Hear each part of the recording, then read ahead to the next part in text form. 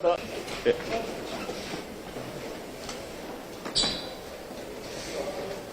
질문 있으시면 답을 해주시죠. 네. 네, 금일 서운하전 대표가 네. 당 회계상의 문제 부분을 상당수 발견했다. 당대와 국민 세금을 부적절하게 사용한 행위에 대해 진실을 밝히겠다.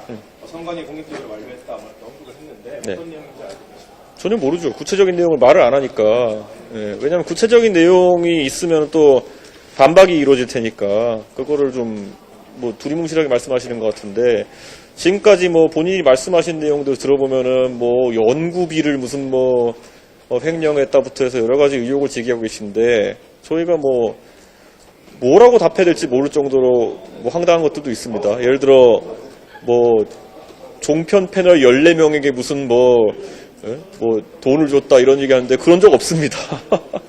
그러니까 저희가 그리고 이준석이 14명의 무슨 연구자들을 이렇게 했다 그랬는데 그게 아니라 국회 사무처에서 그건 관리하는 겁니다. 그래서 본인에게 연구 보고서를 안 줬다 이런 얘기 하는데 국회 사무소에다 내는 겁니다. 원래 사무처에다가.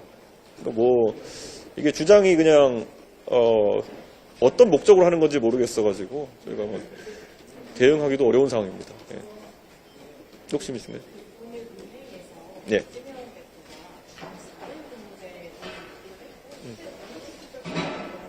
네. 네.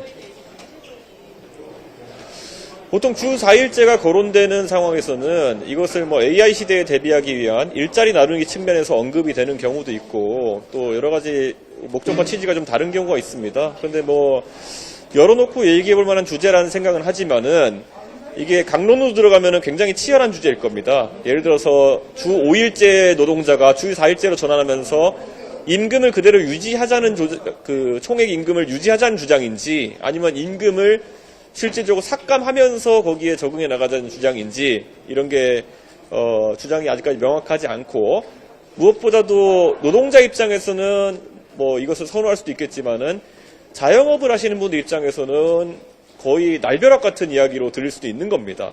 그렇기 때문에 저는 이재명 대표의 제안이 어느 정도 그런 지점을 검토한 건지 모르겠고 예전에 이재명 대표가 정책 관련 제안하실 때 한쪽의 입장을 대변해가지고 말씀하시는 경우가 굉장히 많았거든요.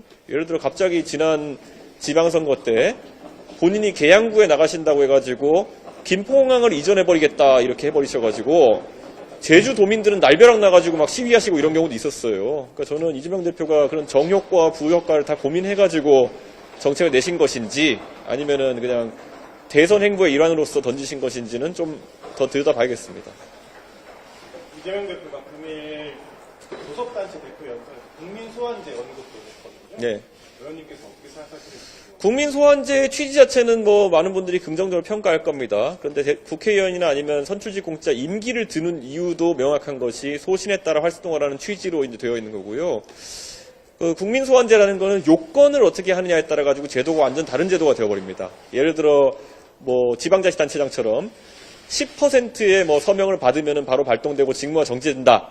이러면 제가 가장 먼저 예측할 수 있는 거는 이재명 대표 같이 국민적으로 호불호가 좀 존재하는 정치인 같은 경우에는 10% 서명받는 거 일도 아닐 거거든요. 그럼 이재명 대표 같은 분은 국회의원직을 수행하시면 상당 기간을 직무 정지 상태에 계셔야 될 것으로 예상되는데 그런 것들이 옳냐에 대해서는 저는 약간 이재명 대표가 검토가 잘 안 되었을 것 같다. 그래서 이제 그런 것들을 막기 위해서 기준을 또 퍼센트 올려버리면은 실질적으로 제도가 유명무실화되는 그런 경향성이 있거든요. 지금까지는 지방자치단체장에 대해 주민 소환을 진행할 때 지방자치단체장들은 일반적으로 기초단체장들은 인지도나 이런 것들이 좀 떨어지기 때문에 그 서명을 받는데 어려움이 있어가지고 아주 간헐적으로 이 제도가 발동되는 것인데 이재명 대표 정도 되면 전국에 모르는 사람이 없기 때문에 막 이렇게 이슈화시키고 하면은 10% 금방 모으거든요.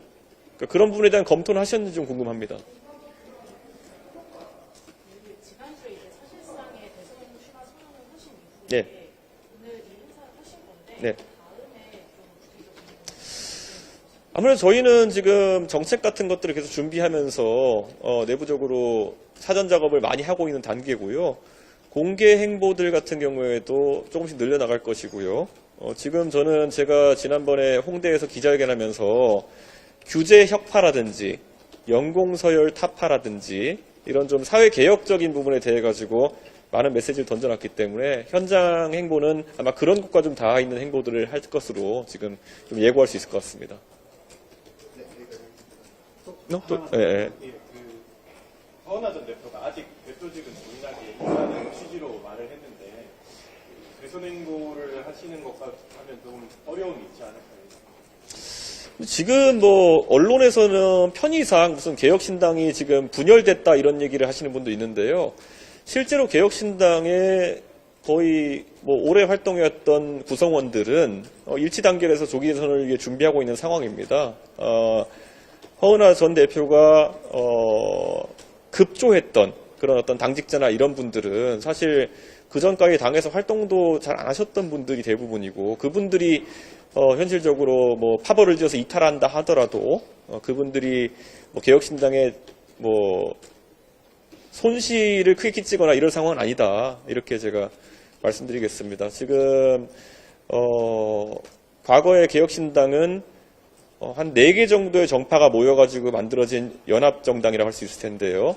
뭐 잘 기억하시는 것처럼 뭐 양양자 의원과 뭐 금태섭 의원 그리고 조홍천 이원우 의원 등이 이끌던 세력이 합쳐져서 이제 활동하는 세력인데 그 각 세력의 주요 인사들이 지금 일치 단결해서 조기 대선을 준비하고 있는 모양새입니다. 그리고 아까 말했던 것처럼 오히려 이 과정에 좀 반대 입장에 섰던 분들은 사실 애초에 창당 과정에서 그렇게 두각을 드러내지 않았던 분들이기 때문에 저는 그 구도는 명확하다 봅니다. 예, 감사합니다.